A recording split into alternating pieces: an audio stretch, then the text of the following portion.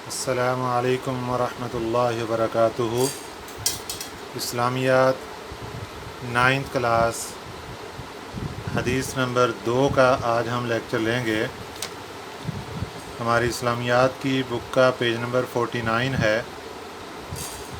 نبی پاک صلی اللہ علیہ وسلم ارشاد فرماتے ہیں، طلب العلم فریضۃ علی کل مسلم، طلب العلم فریضۃ علی کل مسلم، جس کا ترجمہ ہے علم کی طلب ہر مسلمان یعنی مرد و عورت پر فرض ہے۔ انسانی فطرت کا بنیادی تقاضا ہے، یہاں سے بریکٹ آن کر لیں، یہ آپ سے شارٹ کویسچن پوچھا جائے گا۔ انسانی فطرت کا بنیادی تقاضا کیا ہے؟ انسانی فطرت کا بنیادی تقاضا ہے کہ اسے اپنی ذات اور کائنات کے بارے میں ہر اچھی اور بری بات کا علم ہو۔ یہاں تک یہ اس کا آنسر کمپلیٹ ہوا۔ اس کے بغیر نہ تو انسان دنیا میں ترقی کر سکتا ہے اور نہ ہی اپنے خالق اور مالک کا قرب حاصل کر سکتا ہے۔ یہاں تک اس کا نشان لگا لیں، یہاں تک اس کو مکمل کریں۔ انسان کی اسی بنیادی ضرورت کے پیش نظر حضور اکرم صلی اللہ علیہ وسلم نے اس حدیث مبارکہ میں علم کا حاصل کرنا ہر مسلمان مرد اور عورت پر لازمی قرار دیا ہے۔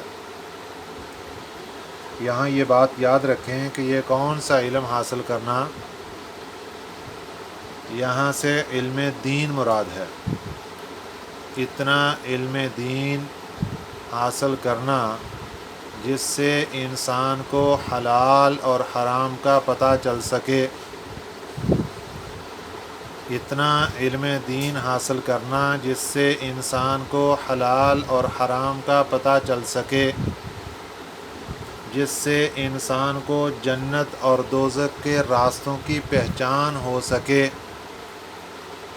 جس سے انسان کو حقوق اللہ اور حقوق العباد کی ادائیگی کی معلومات ہو سکے، اتنا علم حاصل کرنا ہر مسلمان مرد و عورت پر فرض ہے۔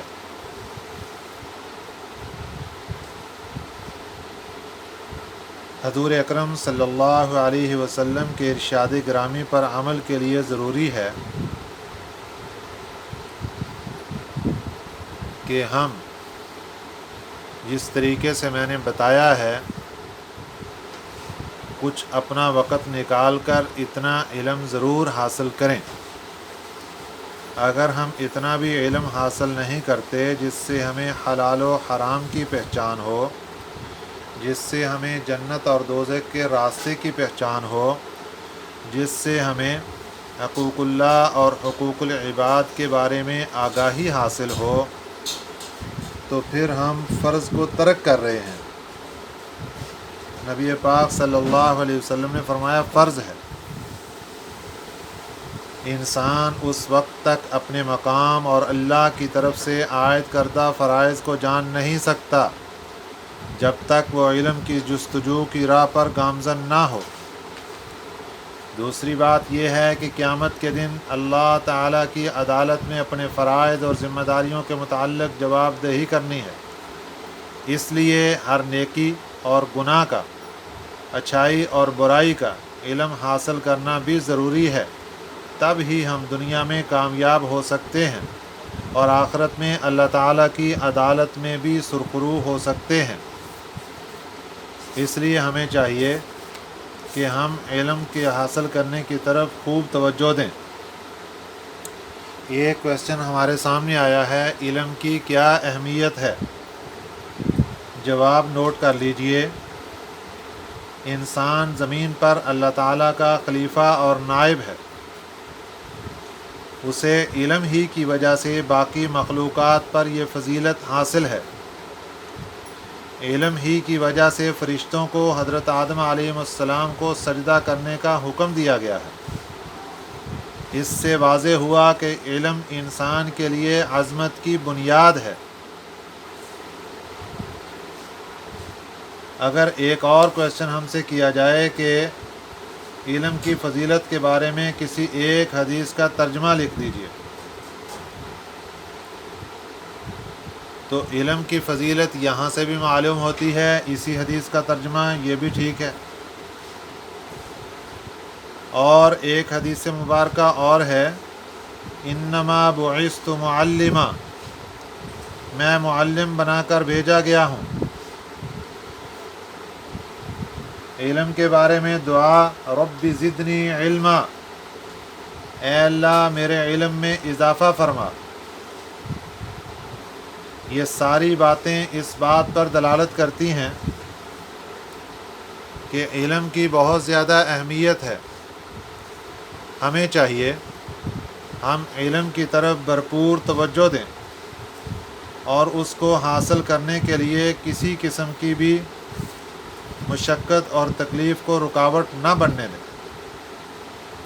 اگر ہم سے MCQs پوچھے جاتے ہیں علم حاصل کرنا فرض ہے کس پر، حدیث مبارکہ کے ترجمے میں آپ نے پڑھ لیا، علم حاصل کرنا فرض ہے ہر مسلمان پر۔ اگر دوسرا MCQs ہمارے سامنے آتا ہے کہ علم کا مطلب کیا ہے، علم کا مطلب ہے جاننا۔